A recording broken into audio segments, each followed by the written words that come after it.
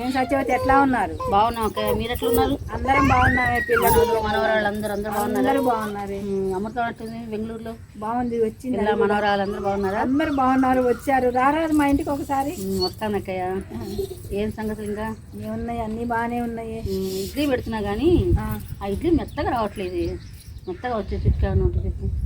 ఇడ్లీ బియ్యం అని అమ్ముతారు, ఉప్పుడు బియ్యం సన్నగా ఉంటాయి. ఆ బియ్యం తెచ్చి ఒకటికి ఇడ్లీ రవ్వలాగానే పోసుకొని నానబెట్టి కలిపి మెత్తగా గ్రైండ్ చేసుకొని బయట పెట్టామంటే డబ్బాలో పెట్టి గట్టి మీద పెట్టుకో, తెల్లవారి మెత్తగా వస్తాయి. దాంతో దోశ కూడా వేసుకోవచ్చు. నువ్వు దోశలు కూడా మెత్తగా వస్తాయి, ఇడ్లీ కూడా మెత్తగా ఉంటుంది. మెత్తగా వేసుకోవాలి, అది బాగా వస్తుంది. దోశలు వేసుకోవచ్చు, పునుగులు వేసుకోవచ్చు, దాంతో బాగా వస్తాయి, మెత్తగా ఉంటాయి. పునుగులు కూడా వేసుకోవచ్చు. నూనె కూడా ఎక్కువ పీకదు అది. ఇడ్లీ కదా, ఆయిల్ ఫుడ్ కాదు కదా. ఇప్పుడు ఆయిల్ ఫుడ్ తినకూడదు అంటున్నారు కదా, అందుకని ఇలా బాగా వస్తాయి. ఆయిల్ ఫుడ్ కాబట్టి ఆవిరి మీద ఉడుకుతాయి కాబట్టి. దోశలు కూడా నీకు నూనె వేసుకోకపోయినా కూడా బాగా మెత్తగా ఉంటాయి. ప్యాన్ ఉంటుంది కదా. అసలు నూనె వేసుకోకపోయినా అవి మెత్తగా వస్తాయి.